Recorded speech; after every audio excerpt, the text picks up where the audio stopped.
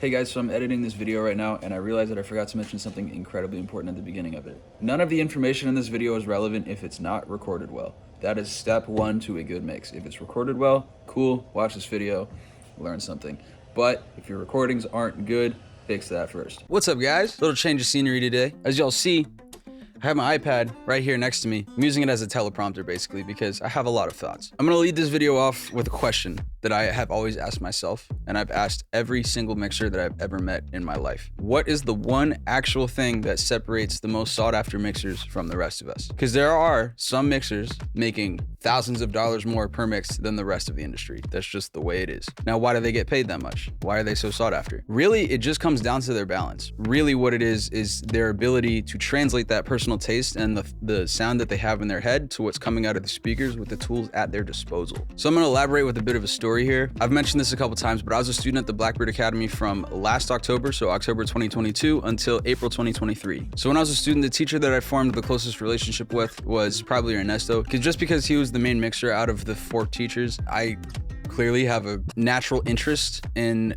mixing in general and just trying to become a better mixer every single time I open up ProTools. So whenever we would have downtime and stuff, I would just pick his brain. Ernesto has worked on everything at Blackbird, from assisting mixers like Chris Lord-Alge and Dave Pensado to helping work on the Game of Thrones soundtrack. So he's got quite the repertoire, right? When he mentioned the things about CLA and Pensado, that really piques my interest because, I mean, CLA mixed some of my favorite records. CLA mixed a lot of our favorite records, and so did Pensado. And so I would pretty much ask him that same question that I started this video off. Is like, what are they doing that's different? Really, what is it? His answer every single time was just that it was a combination of that mixer's personal taste and their ability to translate their taste with their tools. That's it, more or less. Then he went into a story about him assisting Chris Lord-Alge at Blackbird on a mix. Because he was the assistant, he was basically in charge of getting the mix up and running, patching everything, and just making sure that when you press play in Pro Tools, you can just mix on the console and not have to think about anything that the computer's doing. All he's got to do is mess with the gear and the faders, right? In that process, Ernesto started doing a slight rough mix just to get things going, you know, before CLA came in the room. According to Ernesto, CLA walked in the room,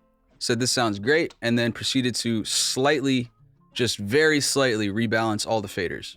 That's all he touched, was just volume levels, nothing else. Ernesto basically told me that once he got to a certain point of rebalancing those levels, the entire mix just exploded out of the speakers and sounded brilliant and expensive and everything that you can want out of like your ideal mix, more or less. And he managed that all with just a rebalance of levels. Now, you guys might be wondering, you know, how can I get to that point myself? How could we get to that point? How could we really excel and level up the quality of our mixes? Is it fancy gear? Probably not. The only reason I say probably is because if you are in the position that you do have the ability and access to use nicer gear and the skill set to truly benefit from that gear as best as possible, then yeah, go ahead and use it. Like, different pieces of gear have different sounds that are very hard to recreate with other pieces of gear, right? So if there's a certain thing that does a thing and you're like, I can't get that any other way, use that piece of gear, right? EQ, dynamics controls, time-based effects. Those are more or less like the 3 categories of processing we have. If you don't have a good grasp on those things individually, you probably need to work on your skills with those particular things before really zooming out and understanding like, oh, this compressor sounds like this and would be useful in these cases. This compressor sounds like this and sounds great in other cases. Same with certain EQs, whole 9 yards. Even like plugin emulations of hardware are usually better than just using stock compressors and stock EQs and stuff like that, because stock plugins tend to have very, very, very little color, and they pretty much only do what they're supposed to, which is for compression, it's reduced dynamic range. And obviously we use compression for that, but the different types of harmonics and different saturation and tone shaping that you get from different analog compressors will do things for you in your mix that, like I said, are hard to figure out any other way. So I feel like some people might be thinking, all right, well, hypothetically, what if we all had access to the same gear? What if every engineer had access to the same tools around the globe with no restrictions? What then differentiates each mix from the next? Well, the mixer. Just like with actually playing music, it's the player, it's not the instrument. You could have the best session guitarist in the world come in and play a cheap $100 guitar, and I guarantee it would sound better than me playing a $50,000 vintage Les Paul. Same thing for engineering. I do talk a lot about compression in my content, and the reason I do so is because it is incredibly important for modern music to use the right amount of compression in the right places. Your choice of compressor plays into that balance because, like I said, with analog compressors and emulations of analog compressors, they also introduce a bit of a tone shaping aspect to their processing of whatever source you put them on. That tone shaping inherently affects your balance, because balance isn't just volume levels. It's also frequency relationships across the board.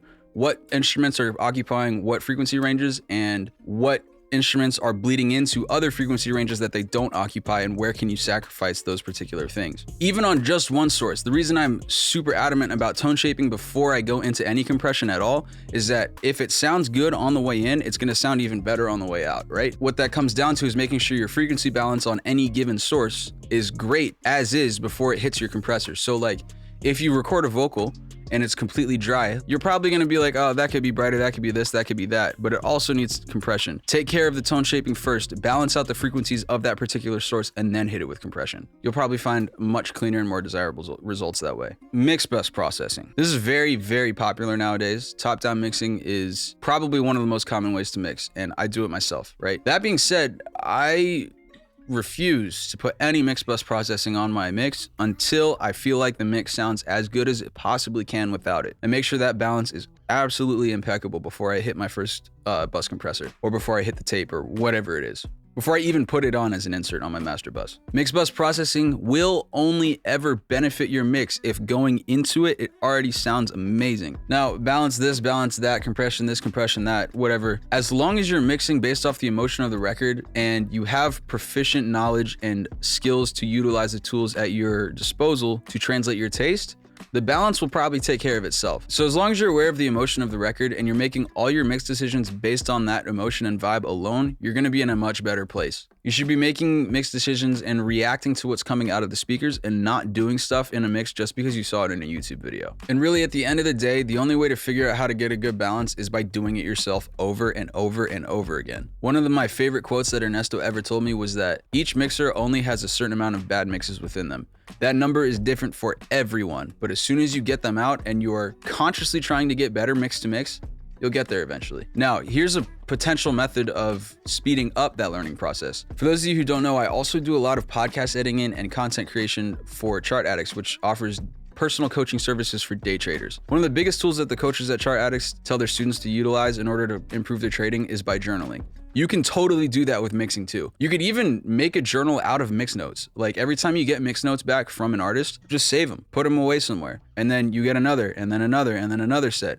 And then over time you can be like, okay, what are the similarities of these mix notes? Am I constantly neglecting certain frequency ranges? Is the vocal always too quiet? Is this always whatever? Is the low end never enough?